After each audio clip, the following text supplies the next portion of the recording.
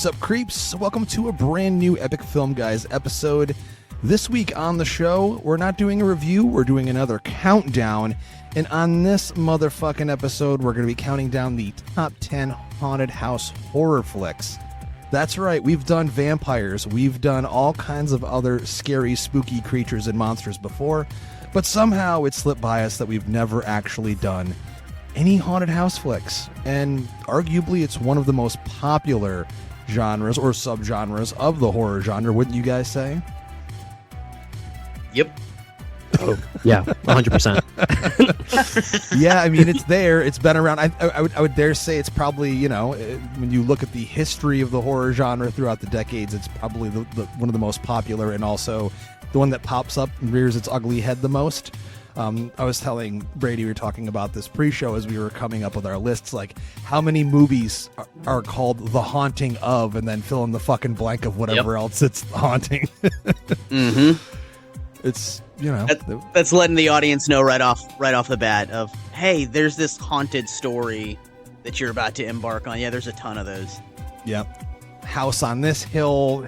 You know. It's like, thank God. I was worried that this was just going to be a middle-class family drama. But now that it's called The Haunting of, now you know exactly, you know, you're going to see some stuff jump out, bump in the night, and fucking spook you a little bit. So, well, what you described, Brady, was A24 movies. Right. Technically, or Neon yes. Presence. Or, yeah, no shit. Got to have that family trauma, and there will be plenty of family trauma throughout these lists. I'm absolutely positive of that. So let's just jump right in, guys. Brady, since you are the youngest on the show, that'll always be the case, because we talk about it every episode. You're never going to jump over us age-wise or anything. So we'll start with you for your number 10. Number 10 for me is from 2007, and you all know me. I can't go through any of these lists without putting some sort of Stephen King on here, and I'm going with 1408. I absolutely expected this to be on your list. John Cusack and Samuel L. Jackson. I don't think it's the greatest movie in the world. I think it also suffers from typical King adaptations, shitty endings, which is why this movie had like several alternate endings. Yeah, I remember that. But really, I think the movie atmospherically is chilling. I think it's more of a psychological horror than like a straight up haunted house, but it follows this writer who is a very skeptical writer. He's always kind of like debunking ghost stories and haunted places, and he ends up at this hotel in room 1408 where several suicides and killings have happened over the years. And there's some really good fucking imagery in here. Also, not the only time that John Cusack and this kickboxer, I forget his name, I just had it written down, and of course I can't find it, but they played in Gross Point Blank together. He's the assassin, the French guy who's like trying to kill him, and he ends up killing at the high school with the weird face. But anyways, he plays in this one too. I do think that it's kind of become this sleeper cult classic, you know, that gets kind of lost in the fray of the remakes that were happening that time and other ghost stories, but really fun and actually scary at times. So number 10 for me is 1408. How predictable, Brady. I expected that to be your number 10. I kind of knew it in my heart. I'm like, man, he's going to have 1408 on this fucking thing. But it's a good one. Good on you, man. It is honestly a good movie. I was hoping for that. I don't dislike the movie. I think I've only seen it maybe once or twice around when it came out, but definitely expect it on the list of B Ratty. So, J-Dog, what do you got at your number 10? Number 10 is a movie from 1997 that stars Lawrence Fishburne and Sam Neill, and it is a haunted house in space movie. Yes. Known as Event Horizon. It's about a rescue crew that's tasked with investigating the mysterious reappearance of a spaceship that had been lost for 7 years. So, I mean, this has most of all of the tropes of haunted house movies, but it taking place in the future on a spaceship. It just created a whole just new dynamic to the haunted house feature. The practical effects are amazing. The cast is, I mean, star-studded as shit. Like I said, you've got Lawrence Fishburne, you've from The Matrix, you've got Sam Neill from Jurassic Park, you've got Jason Isaacs from the million things that he's done. Shout out to Sean Pertwee from Dog Soldiers, one of the greatest werewolf movies ever made, being in this movie. I mean, it's just like super, super stacked. And in this movie, what I found interesting is that the evil entity was quite literally the spaceship itself that was creating the paranormal haunting of the cast and crew. And I remember when this movie came out, really, really enjoying it, not knowing what I was getting as I was watching it. And it just felt very fresh and new at its time. And it still really, really just holds up. Like, there's a lot of movies from the late 90s, early 2000s that they're dated by either the soundtrack, that's when like the super techno-y type soundtracks were starting to hit, or, you know, the infancy of some studios still trying to figure out, CGI special effects, Right. because you had Jurassic Park in 93 that was amazing. And then somehow other studios were still putting out really, really shit special effects from CGI. But this movie doesn't have any of that. It really, really still holds up. And I just think it's great. And it's definitely a unique one too, because, doing what we do, obviously people from time to time will ask us like, hey, recommend this for me, recommend that for me. So when somebody asks, hey, tell me a haunted house movie that I should watch, or, one that you can really recommend. And if it's somebody that's not a horror aficionado, telling them Event Horizon is kind of a little added spice and flavor. So yeah, that's my number 10. It's a great Nice pick, dude. dude. I honestly, that one escaped my brain when I was doing my list. I might even actually included that one because the movie's scary as shit. I remember the first time I saw it as well. Yeah. Super underrated when it came out. I know it did really terribly critically. I don't think it was a big hit either, but I remember like in the horror community, people really being warm on it. And so yeah, absolutely, dude. It's like, dude, another thing that I'll say before we move on is it's also like Hellraiser. I mean, I know Absolutely. Hellraiser went to space. I know Hellraiser went to space with part Yeah, 4, that but like, wasn't it's good like, though. no, it's fun though. But yeah, this one is like literally like Hellraiser type shit in space. So super fucking cool. For my number 10, I'm going super far back because I got to go back to the originators of this genre. A 1959 American cult classic directed by none other than Shockmaster William Castle, starring Vincent Price. He plays an eccentric millionaire who, along with his wife Annabelle, invites 5 people to a house for a haunted house party. Yes, I'm doing air quotes. And whoever stays in the house for one night will earn $10,000. And then, of course, as the night moves along, paranoia ensues and people start getting offed. And the number one reason I put this on my list is it's one of my favorites. I've actually been able to see it on 35 millimeter. I love Vincent Price movies. And there's an actual large amount of suspense and tension in this movie. And also it has a fucking real skeleton that they use for an effect on a piano wire. And you could see the piano wire. You could see it in the original version. So I love how, schlocky William Castle movies are. But this movie, when it came out, obviously, just like everything else that he did, there'd be a flying skeleton that would fly through the theater to scare the crowd when the skeleton would appear on screen and things of that nature. And I just really love that old school cheeseball vibe of these movies. And of course, people get, there's some really strong violence in the movie and solid performances. So I got to put this on my list. It's at my number 10, House on Haunted Hill. And I did want to mention that I really did enjoy the 1999 remake of it as well. It's not as good, bigger budget, but still just as schlocky. And I really enjoy that one as well. So that's my number 10. B-Rad? And that 1999 one is fun. Yeah, Anne loves that movie. I need to rewatch it because the couple times I've seen it, it's not been my thing. But I haven't attempted to watch it in a really long time. I'll never forget this. One day you told me, you said something like, I've never seen any horror movies before 1960. And then I just determined what kind of horror fan you were. And I'm like, okay, never mind. Who, me? When me and Brady would be talking about like, some black and white movie and you'd be like, it ain't got color. I ain't watching it. I'm out. No, I mean, I'm just kidding, I'm all right with the no color, but yeah, no, like I know you love Night of the Living Dead, but I do, yeah. But yeah, I have not immersed myself in 1950s or before horror. It's a true statement. It's okay. Yeah, it's fine. Well, on that note, my number 9 is from 2000. It's an American supernatural horror thriller directed by Robert Zemeckis and starring Harrison Ford and Michelle Pfeiffer. I'm talking about What Lies Beneath. Fucking love this movie.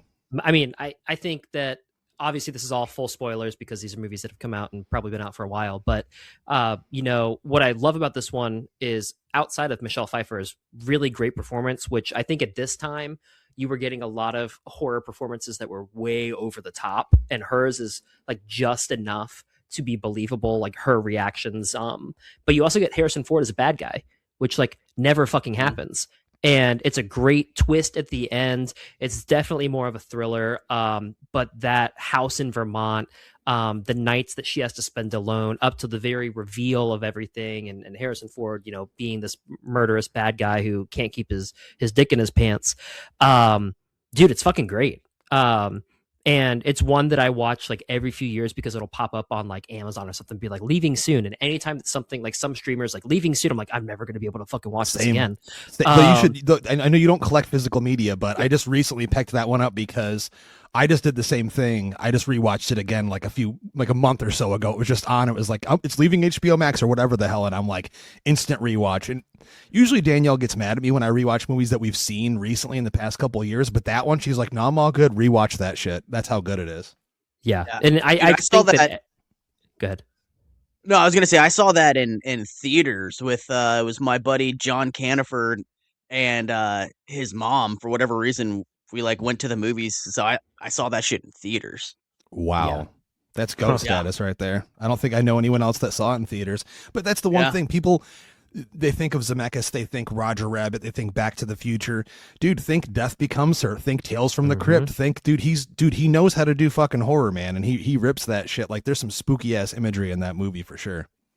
And it's funny because I didn't realize until I was researching a little bit, but did you know that the film was in production or was filmed while Castaway's cast in production took a hiatus to allow Tom Hanks to lose weight because the majority of the film's crew was the same crew. So it's kind of almost like we talked about earlier this year, or I guess, earlier this year with Keeper, where Osgood Perkins kind of did a similar thing, and it didn't necessarily work out. But in this case, it worked out with two fantastic movies. So just some cool stuff. Yeah, absolutely. Fantastic. And then pick, dude. Michelle Pfeiffer also had a fear of water. So she had to take some scuba lessons to be okay with this movie. She was also like super claustrophobic and hated wearing her Catwoman cowl, but she sure as fuck did that, man. Thank God. Oh yeah. But anyways, number 9, What Lies Beneath. There you go. Well, my number 9 kind of correlates to yours a little bit with the Robert Zemeckis factor because I'm going for a film that came out the year before my last pick, a year before Event Horizon, was The Frighteners, which Ooh, yeah. Good one. I love this movie, and one of the interesting facts about this movie is it was originally pitched as a Tales from the Crypt movie. At one point in time, it was definitely on Zemeckis's desk and being, touted as, hey, this would be a great Tales from the Crypt movie. And the more that they dug into it, the more they were like, you know what?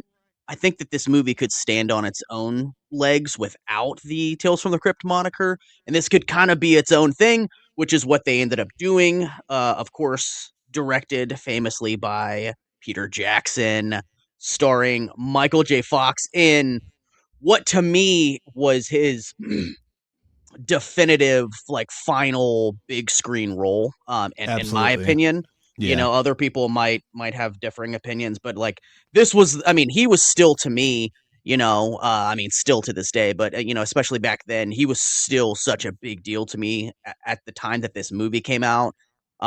He was just such a movie star in my eyes, and seeing him in like a horror adjacent movie with ghosts, but it's comedic. And dude, another movie that from the late 90s that the special effects were just, they hold up, man. They hold up and they're incredible.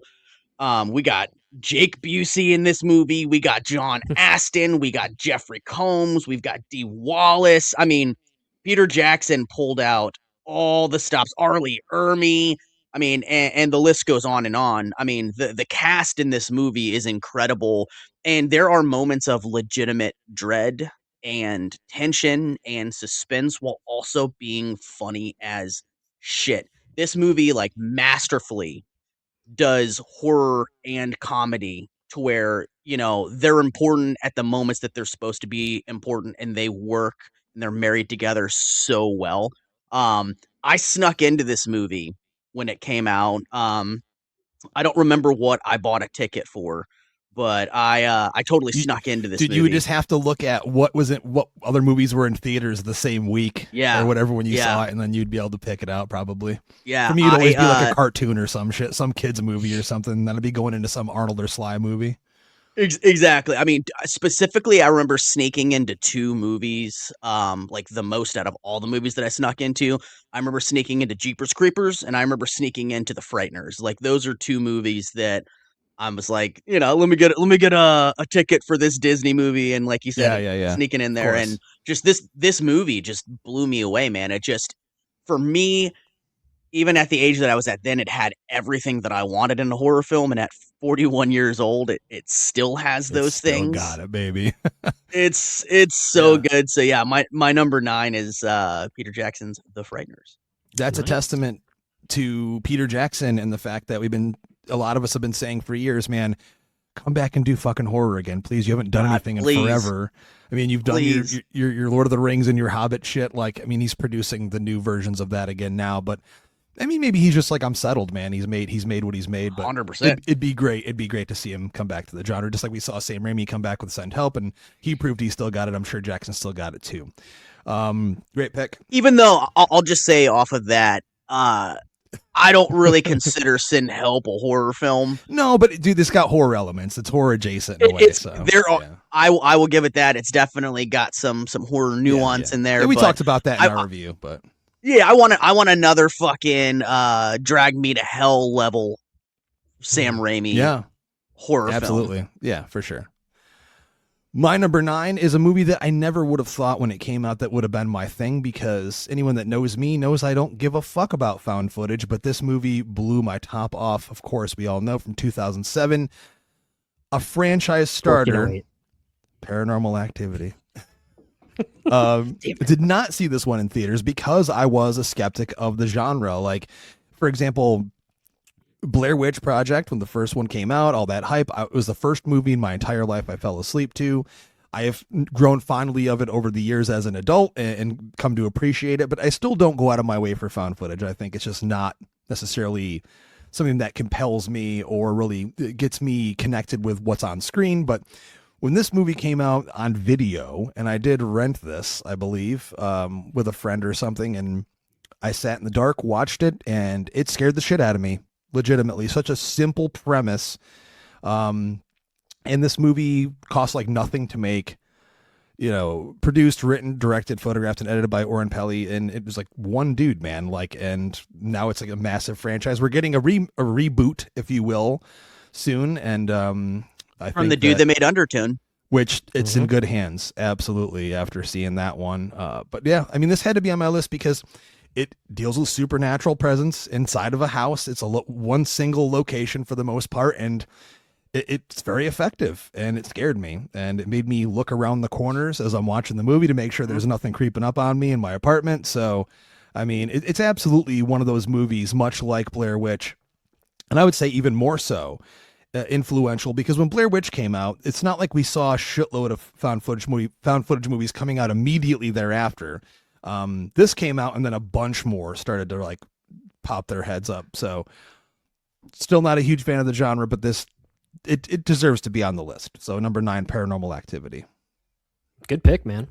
Thanks. You know, talking about like what counts as a haunted house film for you, or like what you really like kind of seek out when you're looking for one, makes me think about for mine, and it's really like atmosphere is a lot. I think that's kind of what you're saying too, but I think the decade that probably gets it right the most is the 70s. Yeah, absolutely. I just think that the way the filming is shot, I think that especially in the 70s, you had a couple really smart moves to bring haunted stories out of like these Gothic castles. So with that being said, my number 8 is 1977's The Sentinel.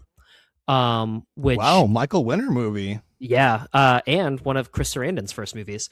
But it's it gets a lot of flack for being kind of derivative of its predecessors, Rosemary's Baby, but I love it. I think that it actually pushes the envelope more than Rosemary's Baby. I think that you have some really fun stuff with like the sex obsessed neighbors, really kind of building this image of hell and Satan instead of just dealing with demonic forces.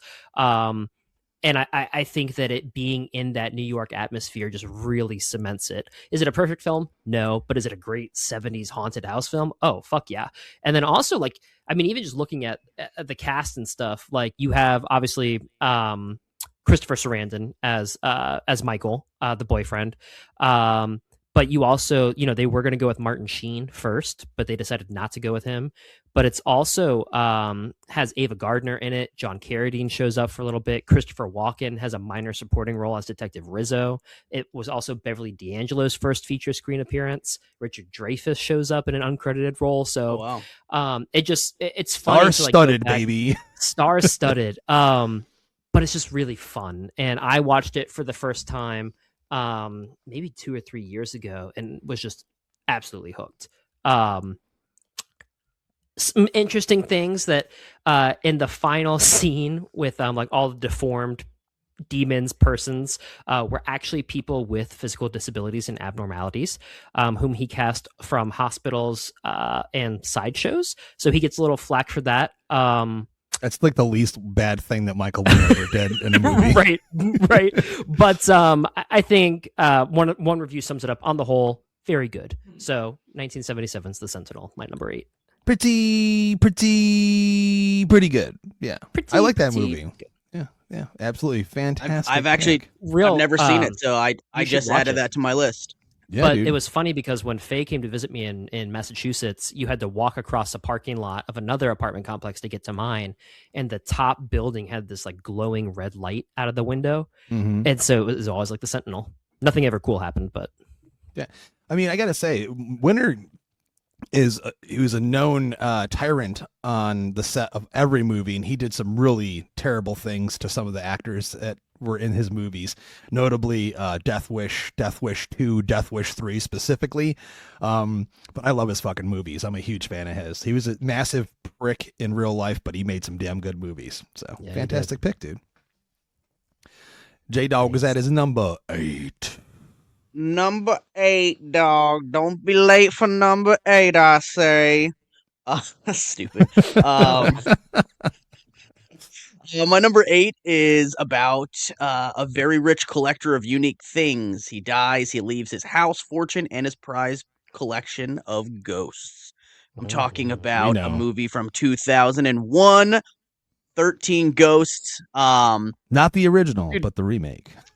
The remake. Dude, this movie was like Jurassic Park, but ghosts. It's got these ghosts in these enclosures and really, really some of the most unique ghost designs still to date that I've ever seen in a ghost movie. I mean, with really unique backstories and, like I said, character designs. We get a really eccentric Matthew Lillard in this movie. We get Tony Shalhoub. We get Shannon Elizabeth when people were still putting her in movies. Yeah, it was this movie is a good time, man. Was that a reference to her not getting? Was that a reference to her not getting a call back for the new Scary Movie because she just said something about that? Yeah. No one called me, but I can't wait to see it. It's also a reference to her insane prices and tiered pricing at conventions as well. Oh my god! So, yeah, it's crazy, so crazy. But this movie is such a good time, and it's creepy, and it's such a fun ride. My wife, she likes a very few number of horror movies, like legitimately like loves them. I'll say that rather. And this is a movie that she's all about. She's obsessed with it. Every couple months she's like, have you heard anything else on that 13 Ghosts TV show that they talked about? And I'm like, no. Just to quote Bobby Boucher, the switch continues, So this is but yeah, this one's a good one, man. And it's definitely one that I think could benefit from, a series, expanding the lore and backstory of this thing, or even just a full blown reboot would be cool. But yeah, it's a good time. It's definitely one when these conversations come up of like best ghost movies. I'm like, this is just such a fun one that it's impossible to not Yeah, include them on my list. absolutely, dude. So I mean, it's one of the silliest, cheesiest, but funnest for sure. And it's action packed. I mean, I got a chance to screen it, I think 2 years ago. You were supposed to come. I don't think you were able to make it or something. We had like maybe 30 people that showed up for it, but the people that hadn't seen it like really enjoyed it and were like, wow, that's definitely a product of its time and not anything you'd see made today. Because it has this tone to it that almost does feel like a Roger Corman production or something like that, But I love the shit out of it unapologetically. same. For my number 8, I'm going back old school once again. I had to include a couple of older haunted house movies just because I really enjoy watching them, and we wouldn't have what we have today without the originators. So from 1963, directed and produced by Robert Weiss, The Haunting, the original, not the piece of shit movie from 1999 that I cannot stand. I think it's from 99. I think Liam Neeson's in it and a few other people. K. Owen Johnson. Wilson. God damn, it's terrible. I remember seeing that in theaters, and that was, I mean, at that age, man, all I cared about was smoking some pot and maybe going to the theater with a girl on a date, and that was not one of those experiences where I walked out feeling happy. But this movie, it's about experiences of a small group of people invited by a paranormal investigator to investigate a purportedly haunted house. And, it's as simple and as basic as you could possibly put it. And BluBrry, you're a big fan of stuff that actually branched off from this, correct? This is based on The Haunting of Hill House.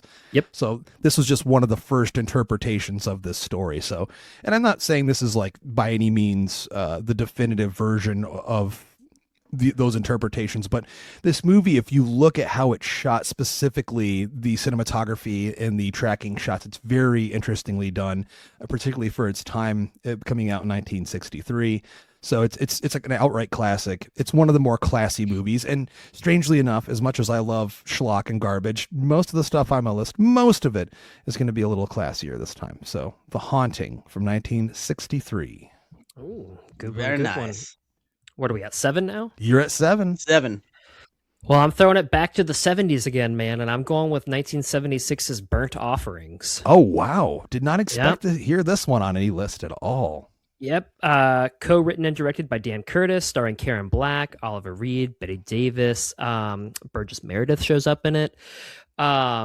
It's based on a 73 novel of the same title. But basically the plot is it follows a family who begins to rip apart at the seams under supernatural forces after they move to a summer house, this large estate. Also gets its title from the book of Leviticus in the Bible, referring to a sacrifice by fire and a gift offered to God. Overall, it's, again, fits that 70s horror, haunted vibe aesthetic. I love this one because, like you said, Justin, earlier, the house actually becomes a character of itself. Absolutely. And like is the entity. I think that it definitely paves the way for The Shining a little bit. You can definitely see some influences there. But where The Shining excels, this one doesn't quite reach it. It sometimes gets a little slow. It's a little too subtle. Some of the acting is just completely outlandish, but that's what Absolutely. I love about it. It's just kind of like, it does get kind of campy at times, but seeing Oliver Reed show up like looking like a square and the outfits that he's wearing, you're like, what? Overall, though, everything races to this completely bonkers ending, and a kid gets killed in the process, and you all know that I love that in the movies. So that is my number 7, 1976 Burnt Offerings. Wonderful. So far, I'm actually really surprised with the collective lists that we've put together here. I know when we get down to the closer of the top 5, we may be crossing over a little bit, but so far, man, we're all kind of on our own page here, which is really fucking exciting, actually. A lot of times we do these lists and our listeners are probably like, man, these guys all agree on everything. So Yeah. Well, it's because we suck each other's dicks. Yeah. They're like, do they get together ahead of time and discuss these and coordinate? And it's like, I promise you, we do not. And that's what keeps it really fun and interesting for us when we record these lists or these reviews, is like when we see a movie, I mean, outside of Justin maybe doing a little blurb about it, which then obviously we can tell how he feels about a movie or whatever, we really don't discuss these things ahead of time because that's what keeps it fun and interesting for us is not knowing and letting the conversations play out organically. So yeah, this is wild that we're all differing so much on this because usually we're pretty close in line. But my number 7 is a movie from 1979 that, man, it really kicked the doors open for the haunted house genre, and of course, I'm talking about the Amityville Horror, which Yes. is very loosely based on true events, right? And they've been able to kind of punch holes in a lot of the facts that were presented because at a certain point it was like, oh, all this shit really happened and it was really haunted, and they've kind of debunked some of that stuff, but it didn't stop it from getting For the God's sake, feature, get out! getting the feature length treatment of a version of that story. And dude, the cast in this movie is wild. We've got James Brolin, we've got Margot Kidder, and it's we've got Murray Hamilton.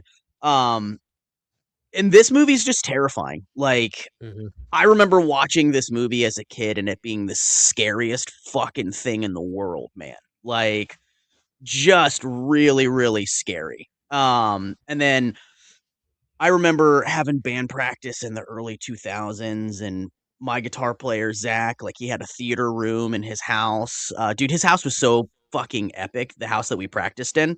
Not only did he have a theater room in his house, but his dad had like a full-fledged like bar downstairs. And I'm not talking about like, oh, just like a bar. No, I'm talking about like a bar from like a restaurant. Like booths like from a restaurant. We had a stage that was built into the basement that we played on when we practiced. Like, their house was fucking nuts. But I remember one time after practice, him and I watched this movie. He had never seen it, and I was like, "Bro, you have to watch the Amityville Horror." And then afterwards, he was like, "I'm so fucking scared." Like, this movie is just it's just a scary movie, man. Mhm. And the expression, "They don't make them like they used to." Sometimes that's very true because, man, I wish we were still getting like this level of haunted house movies with practical effects and score. I mean, and I think the closest that we've come very successfully as well, of course, is James Wan's, some of his movies, very much you can tell were inspired by the Amityville Horror. But it's just, dude, it's just really good. And since I'm talking about this movie, like, I'll bring up one of my biggest convention regrets because I've got a lot of them because I've been going to conventions for 21 years now at this point. In 2010, I went to Texas to meet John Carpenter at his first official convention appearance.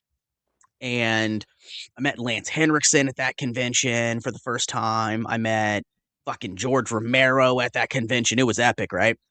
Dude, I will never forget Margot Kidder You've being at told a me this table. story. I remember this. Yeah. Dude, Margot Kidder was sitting at a table at Texas Frightmare Weekend, and I was like, and dude, I grew up worshiping the Christopher Reeve Superman movies. And I just remember looking at her and being like, holy fuck, that's Margot Kidder. Bro, she was probably only charging $20 an autograph with a free photo. And for whatever reason, I was like, I'm good right now, I think. And I could have walked right up to her, dude, and I didn't do it. And now I keep bringing up my age. At Mhm. 41 years old, I'm like, fuck, why do you We love to fucking do that. idiot? You fucking idiot, bro. Like, you should have just fucking, here's $20. Let me meet this really important person from my childhood that was in several movies that I fucking loved. And, I digress. It didn't happen. But I saw her in real life with my own eyes, so that was cool. But I seen it. my number 7 was Amityville Horror. Now, Justin, the Juice, what is your number 7? Well, first and foremost, I wanted to mention amazing pick. And one of the parameters for how I came up with my list was the house being a character, and that one specifically, that house, as you know, I don't know if you've ever been there. I've never been there. They've changed it a million times. The I have actual not, no. Amityville horror house. It's like fucking Long Island or something. It's like super far and hard to get to.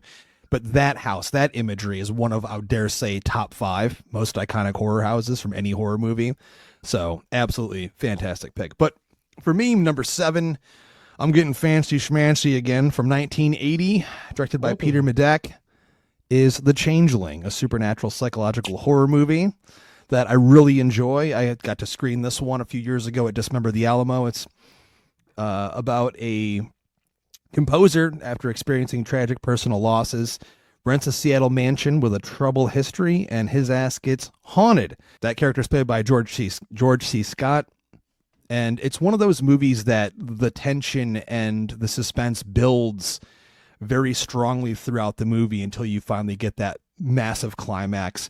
But it's not a huge like action blockbuster kind of climax. It's just a really emotional ending to the movie.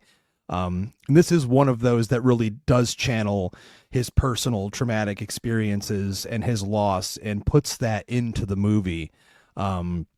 And it's one of the most touching, I would dare say. And I also like that he's like a composer, and the connection with the music, with the imagery. It's like creepy piano, and it's one of those movies that if you haven't seen it, it's definitely worth giving a shot to. Even though it is a little on the slower side, the scares aren't super crazy. I mean, we had Poltergeist come out not that long after this, and that one's, jump, boom, bam, colorful and vibrant, and this thing's kind of just like cold and dark and scary in its own way. So for me, it's number 7, The Changeling from 1980. Nice. Well, I've been dealing in the 70s a lot here, but number 6 for me is jumping up a couple decades.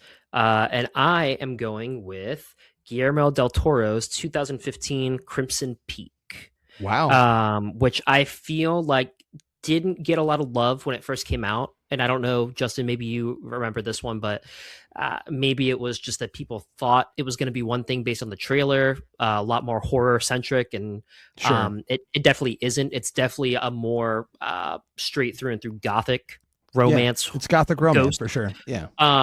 But I think that if you are somebody who has watched this only once in your life before and kind of just like threw it aside, and you're like, it's fine.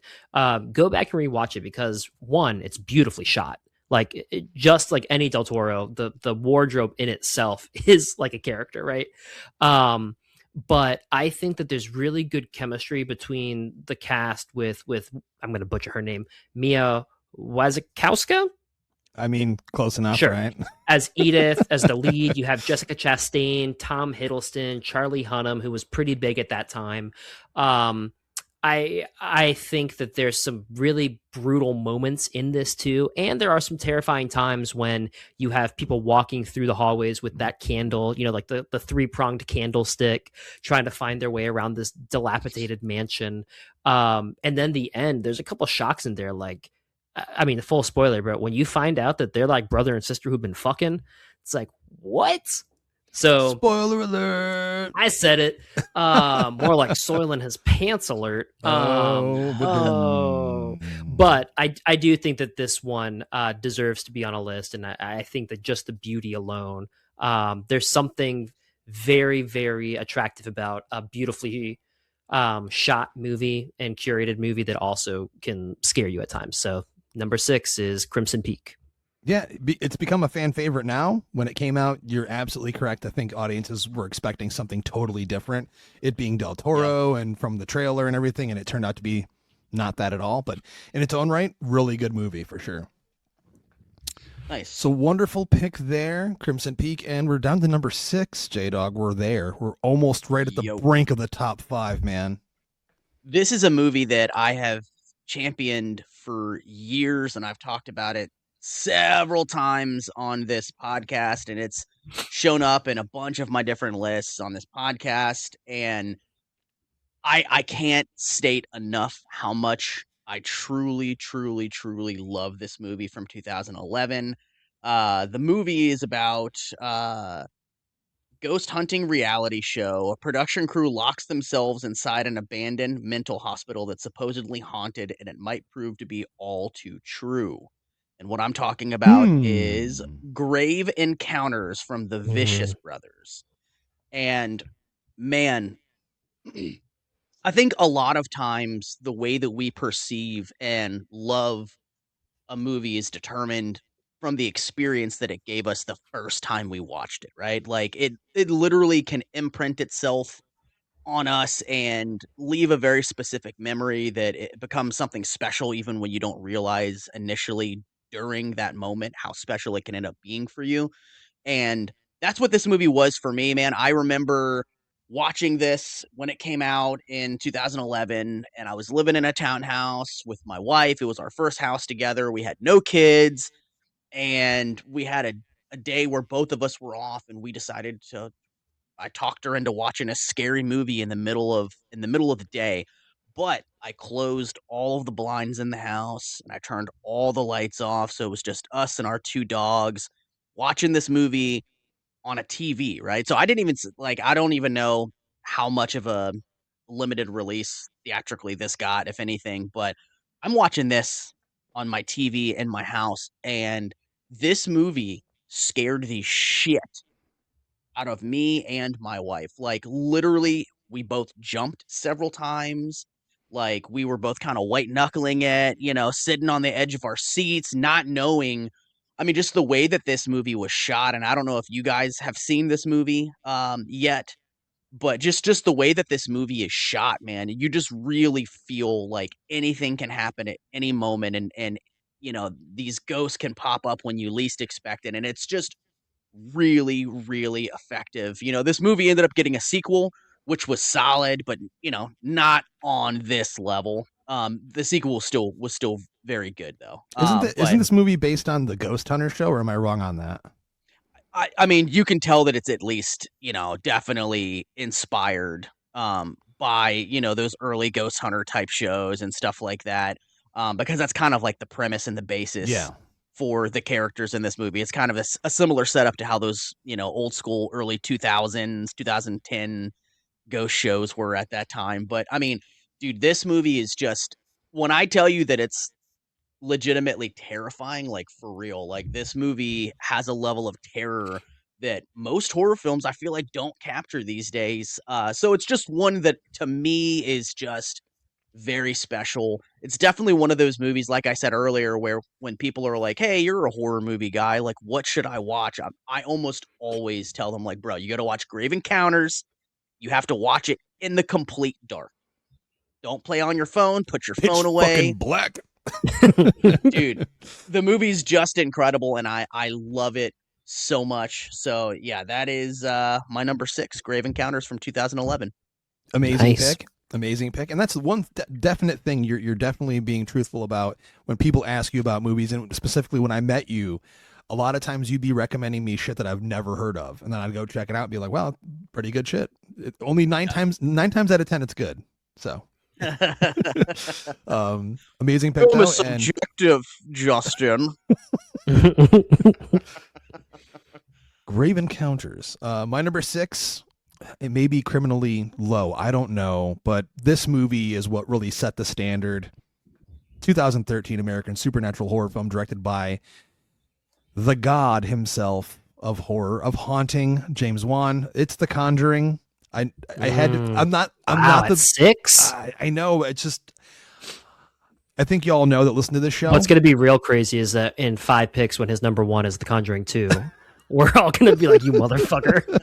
I just prefer the sequel. I'm sorry. I really just prefer the sequel. But I mean, this movie, it's still top 10, man. It's still top 10 haunted house movies. It set the bar.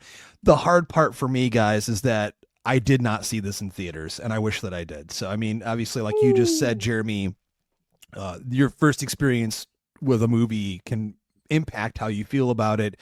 And that's why I've always tried to see everything I can in the theater, and you guys know that I do. Like, even shit that sometimes we don't necessarily have the urge to need to see, we still go to see because I want to give it its fair shake. But what's there to say about this movie other than the fact that it's dripping in atmosphere? The cinematography is absolutely gorgeous. It has this drained color palette to it and this sense of dread throughout. And, I don't think we'd seen a movie quite like this since the original Poltergeist when this came out, which is pretty fucking crazy to think. I mean, in terms of setup and basic haunting ideas, but that chair in the basement, man, like the shit in the basement, just, I was like, whoa. And much like And for you, Jeremy, Danielle does not. She's all about slashers. You guys have seen her at the slashers with me. But if it has anything to do with anything spooky poking out in the darkness or anything, or any kind of ghosts or usually clowns or anything, she's like, nah. That scene when we were watching it at home, the basement sequence, the huge climax, like, dude, she literally got up and walked upstairs and stopped watching the movie. She's never finished the first Conjuring, and she's never seen any of the other ones since then. So that just goes to show the level of impact that it had. And like I said, since this movie, and we had other haunted house movies that came out before The Conjuring, make no mistake. This wasn't even that many years ago.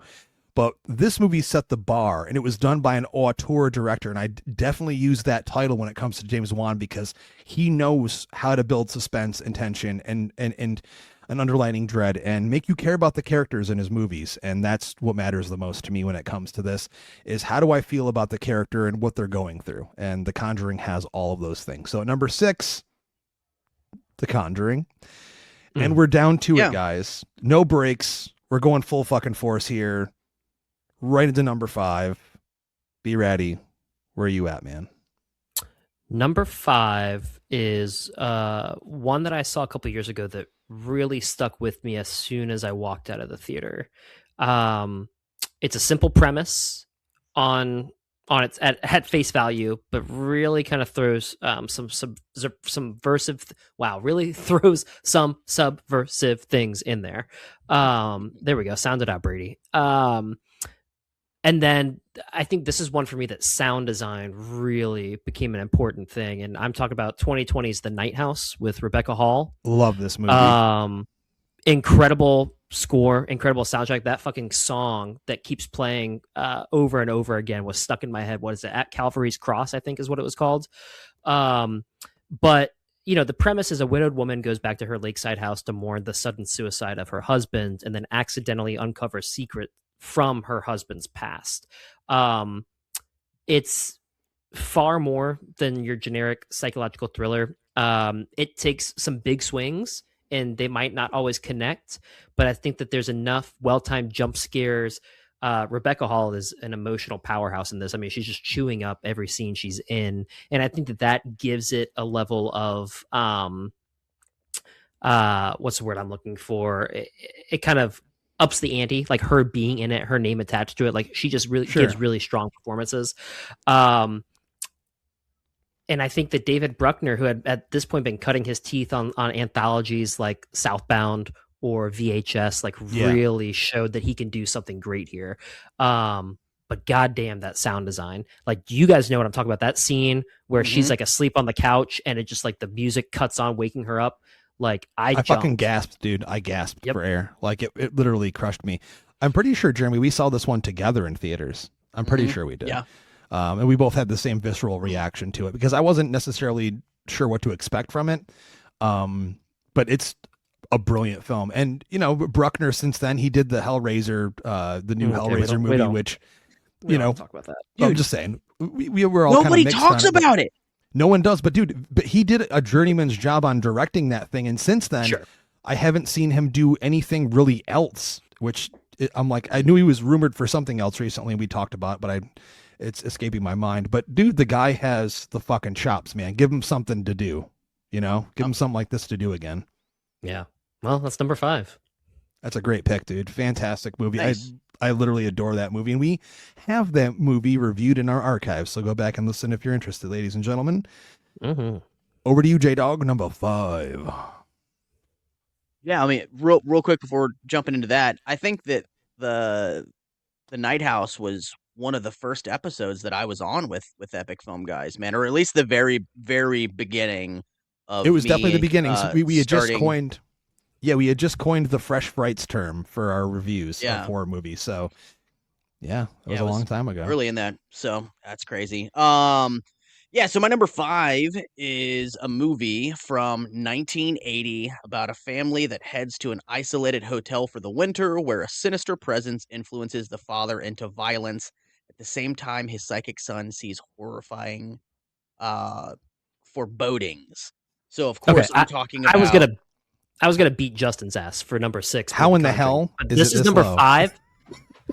Yeah, man. Okay, here we are. And then I'll explain why this is so high on my list, considering as we go along. But I mean, this list actually changed. Like, usually when I write a list for the podcast, it's kind of definitive at the time that I write it. Like, sometimes I'll make little changes, but like, dude, I literally made like 6 or 7 changes to this list because I'm like, well, wait a minute, this one doesn't make sense being placed here. So I put a lot of thought into this list, and I know that it's criminally high on my list, but all the same, I'll explain why. But this movie is literal perfection. It is slow burn perfection, which is not for everybody, man. Some people, they do not like slow burn movies. They don't like waiting. They don't have the patience for, when things take their time on this level, because this is not a short movie at all. No. And, you really have to be patient with the story as it moves along because it's not something that's moving very briskly, right? Um, but I mean, Jack Nicholson is in top Jack Nicholson form in this movie. Like, I mean, he's just unbelievable to watch in every single scene of this movie. Like, he just gives such a lights out powerhouse performance in this movie. You've got Shelley Duvall, um, you've got Scatman Crothers, right? You got Danny Lloyd. Just the way that this movie was filmed is just so unique and just so beautiful to look at while also being terrifying. And it's literally watching a descent into madness throughout the runtime of this movie. You see this guy who has past demons that he's fought really hard to overcome in this new setting, that he's really just trying to better his life and his family's life, and everything that he worked so hard to achieve just starts unraveling, and it starts slowly becoming undone. And again, it's just a descent into madness, and I think it's perfect, despite how Stephen King himself feels about it. It's perfect, and it's a beautiful watch. And you know what, I got to meet Danny Lloyd from the movie several years ago, and I had him sign this really cool Shining poster, which, meeting anybody from that film, I'm like, I consider that a bucket of wind because of how iconic that this movie is. I can't say enough good things about it, but that's my number 5. There it is. And yeah, it's low, but it's still in your top 5, so that counts. I think that means everything. I mean, my how the Shining works with me is also different. Like, I'm depending on the day how I feel about it, even being a massive Jack Nicholson guy. But my number 5 comes from 2018, and it's the debut of the amazing Ari Aster. And it is Hereditary, a movie that literally blew me the fuck out of my theater seat when I saw it on opening night. And the film follows Annie Graham, a grieving miniature artist who uncovers disturbing secrets about her recently deceased mother, who then subsequently is haunted by a demonic presence. And then her and her loved ones are plagued by misfortune after misfortune in their amazingly iconic, memorable horror house. This movie, where we're talking about neon movies and A24 movies and that kind of subgenre. I won't use the term because it's fucking stupid. Horror has always been elevated, so calling it such is just silly. I mean, whatever, man. This movie really did, though, break through this kind of style for the modern horror movie, and this was only 2018. It's the same year that David Gordon Green's Halloween came out. 2 massive horror movies. I've always been a fan of Ari Aster since then. I can't say that anything he's done, maybe minus Midsummer, has come close to this movie for me yet, but I really do think this is one of the best modern horror movies ever made. And Toni Collette was viciously robbed of at least an Oscar nomination for her performance, which I find to be literally, probably, definitely, maybe if not top 5, definitely top 10 female performances out of any horror movie ever fucking made. And I'm not being hyperbolic there at all. I really do think what she shows in this movie is for the ages, man. It's such a fucking weirdly vibed out movie with like just this strange foreboding feeling all the way throughout, like super uncomfortable. I mean, the movie's been mocked obviously a lot since then with memes and such, but that first that telephone pole, man. The first time the audience legit gasped, and then was completely. You could hear a fucking pin drop for like 3 minutes after that, and then from there the movie just gets crazier and wilder, and the imagery it's insane. I love Hereditary. So there it is, number 5. What else is there to say about it? It's just one of those movies. That movie kind of checks the boxes for two genres as well, because, ghost haunting, for sure, but also like witch, right? Like, yeah. It's a good combo movie that there's two different genres of horror in it, which is definitely unique. It was one of those picks that I had to include just because of that imagery and what we have in the climax of the movie with her up on the ceiling and shit and the lighting. I'm like, there's nothing more haunted house than this for sure. So 100%, yeah, has to be. No, I agree, 100%, yeah. Be ready. On to your number 4. Number 4 for me is 2012's The Woman in Black with Daniel Radcliffe. Oh yeah.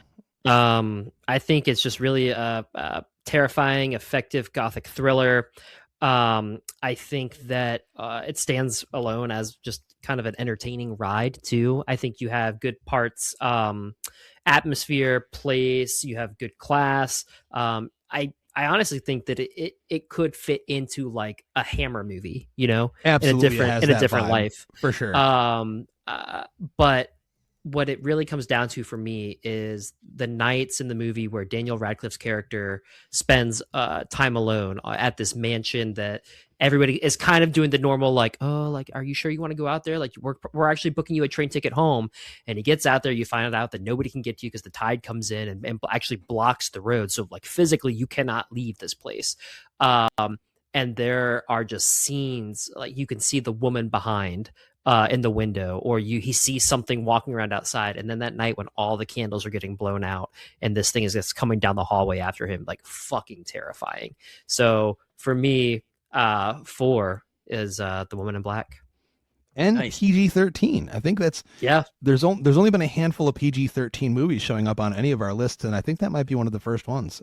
I may be incorrect there, but the imagery in that movie is fantastic, and also I would dare say it's top 3 best Daniel Radcliffe movies outside of the Harry Potter movies for sure. Like in terms of performance, and he's been eccentric in his choices post Harry Potter, and that one was one I did see when it came out and really enjoyed it.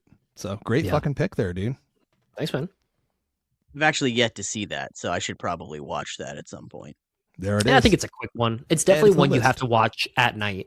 Like when no sunlight's coming through the windows or anything. Pitch fucking black. Yeah. Let's go. Just like the Mountain Dew, pitch black. Well, my number 4 is from 2016, and it follows Ed and Lorraine Warren as they travel to North London to help a single mother raising 4 children alone in a house plagued by a supernatural spirit. I'm talking about The Conjuring 2. Yeah. This is Terminator 2 and Aliens for horror franchises. I think The Conjuring 2 is absolutely a better, more effective, terrifying movie than the first Conjuring movie. And I think the first Conjuring movie is great. So, I mean, going into horror sequels, just I'll use Ready or Not 2, for example, because I wasn't on the review with you guys, and I saw it much later than you guys did. Like, it was a really fun movie, right? But it didn't really add anything new, and it didn't do a whole lot of new things, but it still was a really fun, entertaining watch. And that's kind of what I expect out of horror sequels a lot of the time, is like, it's going to be kind of a retread, but, I'm just looking to have fun and have a good experience with it. This movie blew me away and quite literally terrified me in the movie theaters. It scared the shit out of me. Like, I just remember me and my wife watching this in the theaters the day it came out and sitting on the edge of my seat and not hardly breathing during a lot of these scenes because I was so fucking into it and I was so scared. Bro, the old man ghost in this movie, what are you doing in my house? What are you doing in my house? Like, holy fucking dude, that guy is like the scariest motherfucker from like any movie I've ever seen, bro. Like that dude scared me more than the Nun. I'm like, that old man ghost sitting in that fucking reclining chair, like that's somebody's peepaw or some shit like that. That dude was scary, but like the movie just literally from beginning till end blew away any expectation that I had of it. And I found myself really immersed in it. And I was kind of waiting because I'm like, dude, it's been perfect the whole movie. Something's going to fuck up, something's going to slip. And then it's going to be like, all right, well, there it is. You know, it wasn't as good as it could have been. And that just didn't happen. It was a 10 out of 10 for me throughout the entirety of the movie. And it is probably, man, I mean, definitely my favorite ghost movie of the past 20 years for sure. But honestly, I mean, out of the horror movies that have come out in the past 20 years, this has got to be at the top of my list, man, because it literally just blew me away. And I think it's a legitimately terrifying movie. And the reason that I love horror is because something primal inside of me. I like the feeling of danger. I like the feeling of being scared. I like when something can frighten me and then it ends, right? And then I'm like, okay, well, it was just a movie. It's over with, right? Because nothing's scarier than real fucking life. But for whatever reason, that's why I love horror. And this movie really brings that. So that is my number 4 is The Conjuring 2. And my number 4 is also The Conjuring 2. You fuckers. God damn it. No Here it is. bullshitting. Let's go. No bullshitting. Just wanted to wait until you finished, and then I was going to just wait for Brady's facial reaction because it was everything I had hoped for and more. Yeah. And apparently better than The Shining, according to Jeremy. Jesus Christ. It impacted me. See, I go based off of how things impact me, right? Like, and this movie just it impacted me like greatly. Like it legitimately scared me, and I just feel like it was flawless to where I think that The Shining is a perfect movie, dude, and I love it just like basically every horror fan loves it, but this movie affected me. Yeah, I mean, in a lot of ways. Dude, The Crooked Man, Bill Watkins, the old man you referred to, and The Nun, the first appearance of the Nun, which is still the scariest appearance of that character. Yep. I'll never forget. And if Loy Sauce were on this episode, he'd know exactly what I'm talking about, because when I saw this, it was back when he managed the old Bowtie Cinemas in Reston Town Center, and the movie hadn't come out yet. It was like about to come out the next day. And that was when he used to be able to just close the theater down after everyone left. And we'd sit in the large format theater just by ourselves, and he'd go up and turn it on, and we would watch it. And we did this at like midnight.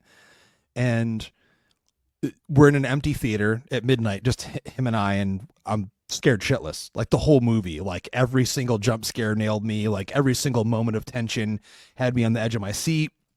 And I do think that this built upon its predecessor. Like I liked the setting better in this one as well. Like I do love the house is iconic from the first one, obviously, but I just really liked everything that, I mean, James is that guy.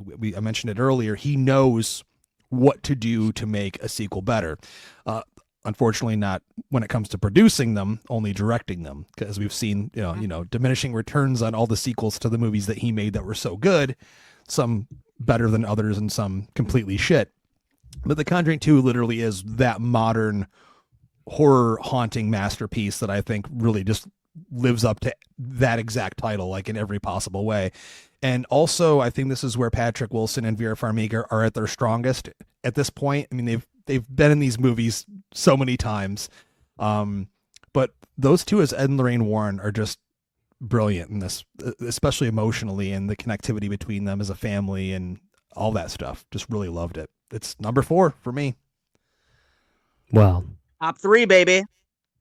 You gonna be okay, Brady? I'm safe in saying that it will not crack my top 3. But something that has already been mentioned will be on my top 3. So my number 3 is 1980's The Changeling. Oh, so you got it on there too. Nice. Yep. Nice. I think that this one is so fucking good. And it's funny because this one really, to me, is like the the trauma ghost stories before you really get to elevated Yep. horror, you Yep. know. This is when they did it before it was too heavy-handed. So George C. Scott, I think, does what he does best and just shouts at everyone in this movie. Like I don't think that he goes below a yell at any point. But he's a grieving widower. Widower. Yeah, he's a widower, grieving widower, whose daughter and wife get killed in this tragic accident in the snow. That I'm sorry, every time that scene happens, it makes me laugh because it's just like he's like no, but you know he moves to this place and he's this classically trained pianist who's helping teach, and he's in a house that is fucking haunted. But it's not just haunted, it's haunted by a child in a wheelchair that also goes into like part police procedural, part like thriller, but also extremely fucking terrifying. And again, I think it's score and sound design. Like there's pieces of this movie where it's just like the wind blowing and the creaking of the floorboards. That wheelchair in the attic, dude. That imagery is just him being in this giant house. Or the image for me too is the bathtub that's full of water, and you can see like the ghost boy in it that they find in the well. Like it's just everything is so good, and it's a true slow burn, but it actually pays off. And by the time you get to the end, like so much has happened, and it's so fucking good. And also, he could have left at any time. That's the other thing. Like most of these stories, you have a ghost story where you can't leave or like the thing follows them. He could have left at any time during that. I mean, he does leave. When he leaves, he goes off and does random shit and talks to people. Yeah, but I mean, then he comes back home to stay and help. Yeah, he does. Yeah, he does want it. He does want that shit. He wants it gone. I mean, I think that's part of dealing with his trauma and the experience. When the movie opens, you see what happens to him. Like you can't imagine like what that would do to somebody. So yeah, and it also completes the like the impromptu George C. Scott trilogy of hardcore and The Exorcist 3, where he's just like a Midwestern grandpa always yelling. So yeah, very true. Yeah. So number 3, The Changeling. Amazing. Love it. What about you, J-Dog? Nice. So for my number 3, The Conjuring 3 came out. Yeah, God, no, definitely not that. Please no. That's a prime example of a horror sequel not always a massive being piece anywhere. Of shit. Oh God, it's so bad, man. So I'm talking about a movie that when I was a kid, I grew up watching it, and I was convinced it was the scariest fucking movie ever. It was a franchise, and of course, I'm talking about Poltergeist, the original. This movie has been just such an important movie to me for so many years. It's just got that Spielberg charm, right? It's directed by Tobe Hooper, who of course co-created and directed the original Texas Chainsaw Massacre, who made some absolute bangers back in the day. Salem's We've Lot. got Coach, we've got Craig T. fucking Nelson. My parents watched the shit out of Coach, bro. I had to watch it because my grandfather loved it, dude. I watched that show so much. He also played the voice of Mr. Incredible. Yes, he did. Yep. There's so much lore behind the actual making of this movie and the quote unquote curse from anyone that worked on this first film. And a lot of crazy, scary shit happened during and after the production of this movie. I'll leave that to the people that believe in the curse and all that stuff. I don't know. I mean, the Cursed Films episodes that I think Shudder put out a few years ago. Yeah, that was a great episode on that for that movie. Yeah, but man, from Zelda Rubinstein, she scared the shit out of me when I was a kid. Even though she's like one of the heroes in this movie, but I found her to be really creepy when I was a kid. Dude, her voice, dude. Man. Her voice for sure. But I mean, there's just, the skeletons popping up in the swimming pool that they were having dug in their backyard, to the tree, to the clown, to, Carol Ann going into this other realm, which we know obviously in the Insidious movies becomes a thing. But oh man, it's just so scary, dude. I just found this movie to be absolutely terrifying. I still think it's a terrifying movie. I think it's amazing. It's always, being a lifelong horror fan, it's always been a part of my life. So and I think it's a gem. I think it's a perfect film. It's another movie that I'm just like, dude, I wouldn't change literally anything about this movie. I think it's just perfect. It holds up. How they shot it, the effects, everything just is super, super solid. I've gone to the filming location. I've been to the house. I love Same, this yeah. movie. Yeah, I love this movie, and yeah, it absolutely my number 3 is Poltergeist, man. It's just perfect. Great pick. Dun dun dun dun dun dun dun dun dun dun dun dun dun dun dun. Say his name 3 motherfucking times. Mm-hmm. Number 3, Tim Burton's Beetlejuice. It had to be on here. It had to be on here. The ghost with the most. Abso-fucking-lutely. It is. It straddles the horror adjacent horror comedy thing there because it's got some truly scary images in it, and it's also the first movie that I ever remember being scared by as a kid when my parents rented it for me. And the beetle snake, they had to turn it off. That shit scared the hell out of me when the railing turns into Terrifying. Beetlejuice, dude. Legit, that imagery. And then it was like, dude, literally that same year I saw Batman and it changed my life. I didn't even realize it was the same person. I'm sure my dad told me it's the same guy that made this, that made that. But come on, we all know this movie. You know, Adam and Barbara Maitland, they just want to be happy, man. They're just like fixing up their house and they fucking crash off the bridge and they're ghosts and they don't really want to be there. And then of course, you know, people move into their house and it's just, come on, there's nothing else I need to say about it. It's Beetlejuice. It's my number 3. Yeah. It's literally one of my favorite Burton movies. It's so ingrained in popular culture today. Michael Keaton gives, literally probably what it'll say when he dies in his obituary, Beetlejuice Batman actor Michael Keaton has passed away. That's what it's going to say. Because that he's just that. I mean, after that movie, we had two movies characters like Little Monsters and other stuff. People tried to capture that same kind of zany ghost creature guy with lots of, and no one ever captured it like him. And then when he came back a few years ago and did it again, it was like he never missed a step, dude. Like that's just who the dude is. It's him. And just saying, visually creative, and it was the first time we got to see really Tim Burton cook in terms of like his aesthetic with the visuals and the character designs and the art and all of that. It's just the two perfect parts of it married together. Love this movie. Number 3 for me. And on to number 2 for you, Be Ready. I was wondering where that was going to pop up for you. But good pick. Great pick. Thanks. I think I love Beetlejuice, but I think this is going to probably get me smacked in the mouth. But for me, like, I think the age really comes in here because I didn't watch that or like Ghostbusters when they first came out. So for me, it was a lot of having to go back when I got older to watch them. And I think they're great films, but I definitely don't have that strong nostalgic attachment that you two have.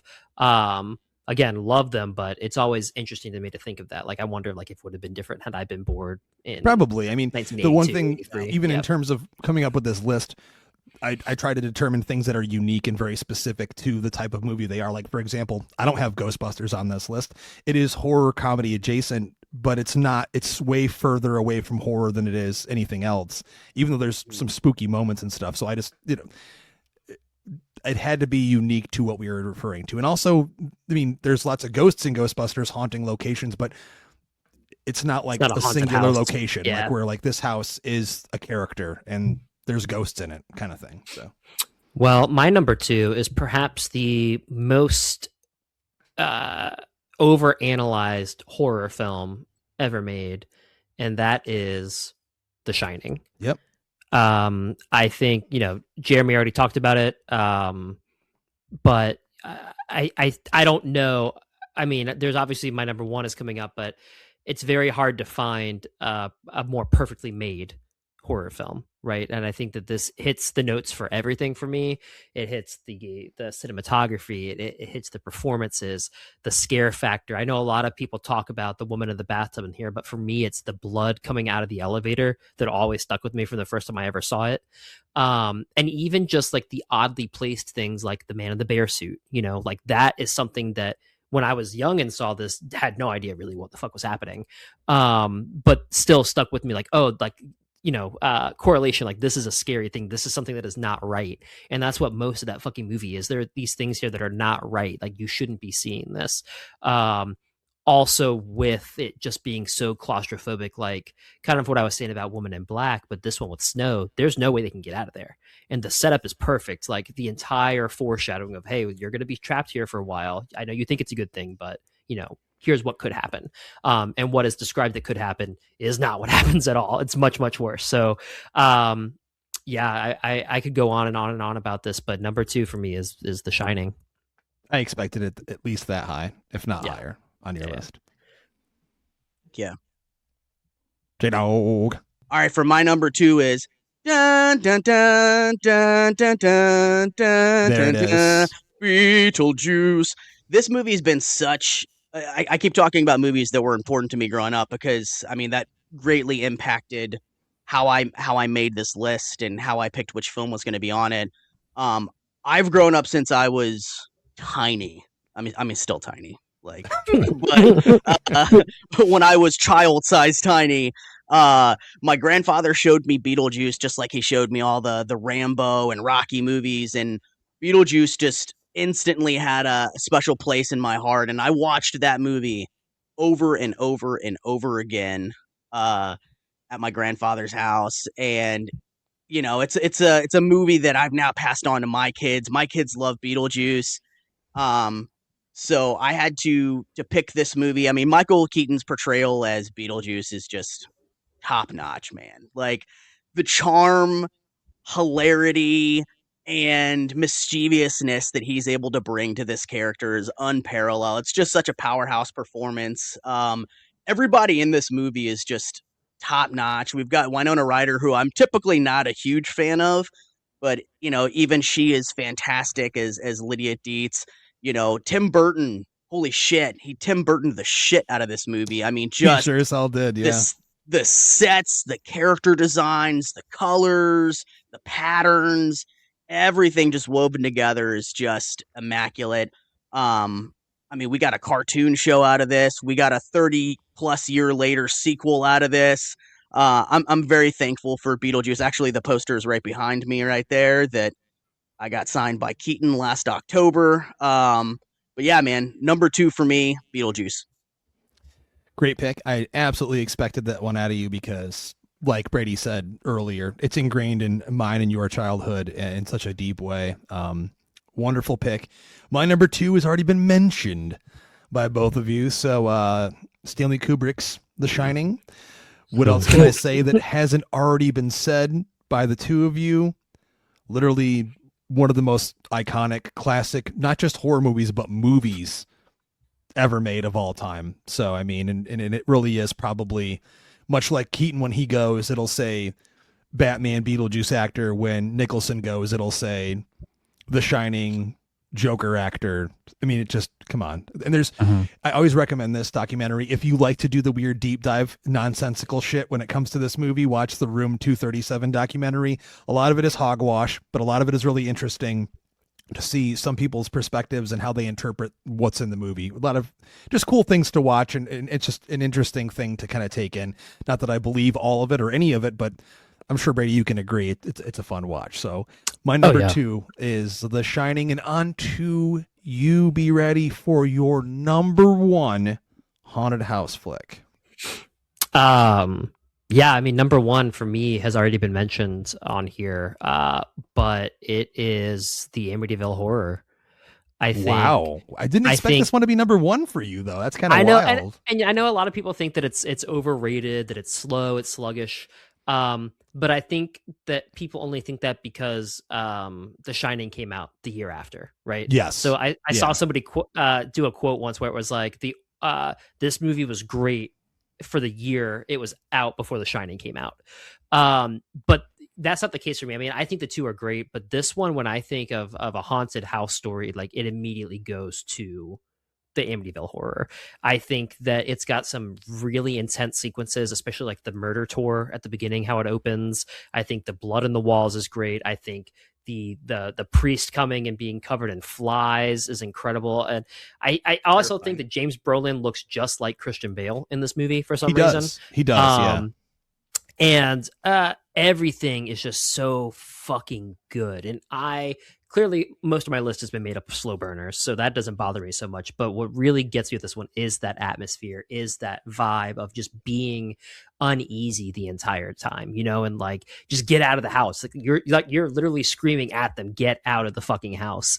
And I think it's you get the devolving father just like going into this creepy being possessed sort of thing that you get before The Shining, and I think they do a really great job. So for me, number one, the ultimate haunted house film is Amityville Horror, and we're gonna quote you on that for sure. Yes J-Dog, we're at your number one. My number one came out in 2007. Is a found footage movie. No way. You're number one? No way. After moving into suburban home, a couple becomes increasingly disturbed by nightly demonic presence. Yes, and the reason I told you that I had a distinct reason for everything that was on my list and where it was. This movie affected me like deeply and greatly. I mean, dude, I was in my 20s when this came out, and I swear to God, I slept with the lights on for several nights after watching this movie. It scared the fuck out of me, and plus, again, like I said earlier, it's all about our experiences that we had that kind of capture a moment in our life that we hold in a certain regard. And that's for me in this movie, because I remember I had not even seen the trailer for this movie when I saw it. Like, all I knew is that in Georgetown in DC, that they were doing one screening of a new horror movie that everyone was talking about, but the trailer hadn't even been released yet. But all I knew was it was supposed to be scary as fuck. So me and my buddy Ron Ortega, we go to the movie, and dude, it was late too, man. Like, I want to say, I think it was like a midnight screening or some shit like that too, or like close to it. Like, it was super, super late at night. And I'll never forget, there was a girl sitting to the left of me and her boyfriend sitting on the other side of her. And this movie scared the fuck out of me. And I had a drink in the cup holder next to the chick, right? So I'm watching this movie, and I'm so in the zone and watching it. I go to reach for my soda, and I miss, and I accidentally touch her arm. Dude, she screamed. It scared the shit out of her so bad, because that's how bad the movie was scaring her. Like, I remember she was like fucking crying in the movie. She was so scared. And like, the amount of dread that I felt. So like during the day moments of the movie, it's like, all right, we're safe, because the ghost typically only fucks with them at nighttime. And I just remember the dread of like realizing like, oh, in the story right now, it's nighttime. Like, some shit's about to pop off.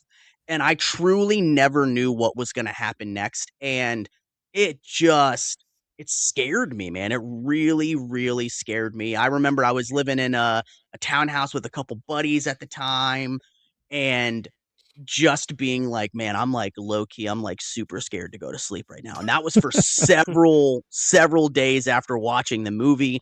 And because of that and the impact that it had on me, that's why it's my number one, is because out of all the movies that I watched, I had emotional reactions and responses to in different ways. But this one was just straight terror. Like, this movie scared me, just like it scared fucking Steven Spielberg, man, because he got sent a screener copy of this movie, and they were like, yeah, we're going to remake this and do like a bigger budget theatrical release. And he started watching the movie in his theater room at nighttime, and it scared him so bad he had to push pause on it.